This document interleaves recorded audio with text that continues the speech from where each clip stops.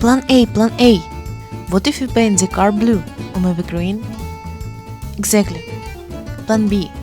Let's change the engine. Or, well, disguise it. Reputation, after all. Ferrari in Formula 1 is considered a model of self-sufficiency. Scuderia has been successfully building its cars for decades now, completely developing both the engines and the chassis with the help of its own engineers. And to imagine a Ferrari car with an engine from another manufacturer is simply impossible. Although, at times, when the legendary stable had problems with engines, fans wanted to invite them to throw out their engine and resort to the help of competitors, as Clemente Beadetti did at the dawn of Formula 1, but not quite triumphantly. This Italian driver, who competed in the European Championship in the second half of the 30s with Maserati and Alfa Romeo, returned to racing after the Second World War, focusing on endurance touring cars. He won the legendary Mille Miglia 3 times in 1947 to 1949, twice in 1948 to 1949, excelled in the Targa Florio and was considered one of the most successful Italian drivers of all generation. Until 1915, Beadetti drove privately owned Ferrari 166, a 2-liter engine designed and built by Enzo Ferrari in 1948. But in 1915, Clemente made the decision to get behind the wheel of the Jaguar. The British brand at the time was gaining momentum in touring car racing, while Ferrari gradually began to lose ground.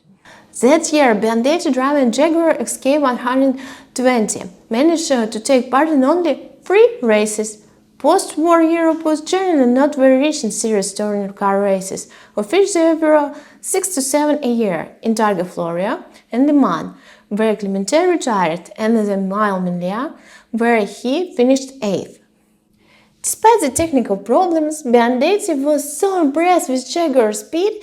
Indeed, the car turned out to be successful, and even then it held a number of records, that he asked the company's management to sell him one of the 6 racing cars.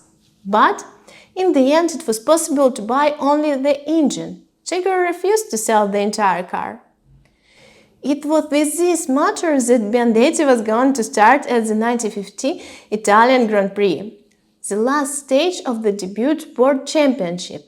By the time Clemente was already over 50, and for him the race was rather an extra opportunity to drive a racing car. He didn't claim any laurels or places in the championship. To start the race, Beadetti built a unique hybrid car that will forever go down in history as the only one of its kind. The Italian took a tubular space frame from Maserati, adapted the same 3.4-liter Jaguar engine to it, and covered it all with a body from Ferrari 166 Formula 2 version. The brakes and suspensions are also carried over from Jaguar. This miracle of engineering, which by the way became the first and only appearance of Jaguar in Formula 1 right up to 2000, could well count an additional result. The engine was quite powerful, the chassis worked well in junior formulas. But something went wrong. In qualifying, Beadetti managed to show only 25th result, 32 seconds behind the leaders. He completed his fastest lap around the old 6-kilometer ring and Monza in 2 minutes 30 seconds 6 milliseconds, while even Formula 2 cars trailed here in 2:14 to 2:20. In the race, things went even worse. Although Beadetti fought for the position, he retired on the 17th lap due to the failure of the engine.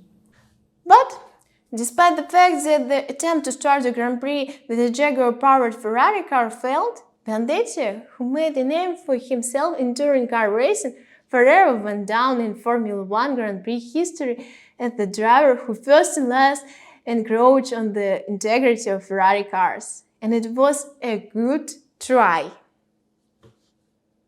So, what's up with Plan A then? Can we still repaint the car?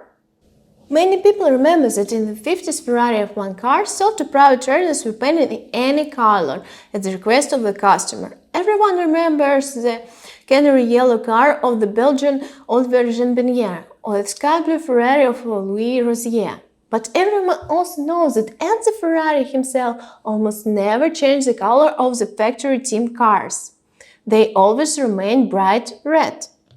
The most notorious instance of the departure from his rule is perhaps 1964 US and Mexican GP, when, due to disagreement with the Italian Motorsport Federation, the Ferrari factory team abandoned the use of the signature Italian red color, repainting the cars in blue.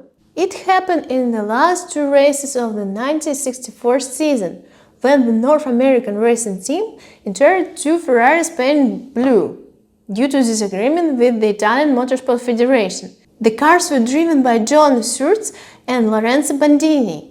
In the photo, there is a Ferrari at the 1964 Mexican Grand Prix. By the way, in that race, both drivers got on the podium, taking second and third places, and John Surtees issued the champion title. Meanwhile, according to rumors and relatively reliable eyewitness accounts, back in 1953, Mike Havron brought a green Ferrari 500 to the Argentine GP track. This honor allegedly was given to the Briton by Enzo Ferrari himself, who thus allowed Havron's transition to this team to be celebrated. But eyewitness accounts differ here. Someone claims that the car was completely painted green, the so-called British racing green, but it believed that only the nose of the car was painted approximately to the level of the front wheel axle. To check whether this is true or not, at the moment there is no way. All the few available photos of that race are black and white and moreover of very low quality. However, written evidence of the dialogue that took place a few months earlier during the off-champion GP of Modena in 1952, which wasn't included in the calendar of the World Championship, has been preserved. Then Mike Havron was invited to speak for Ferrari for the first time, and the Englishman asked Nello Ugolini, Ferrari's team manager, for permission to paint the car for green for this occasion. "Meet tomorrow at the official practice. We will paint the car green," the Italian replied to Havron. However, in that race, Havron never started, having an accident during free practice, which he spent on another car. Accordingly, the Briton never got behind the wheel of the green Ferrari. Who knows, perhaps the agreement between Ugolini and Havron remained in force, and Mike's first official start at Ferrari was marked by repainting the car green. Be that as it may, at the moment there is no way to prove or disapprove that myth. But a beautiful story continues to live.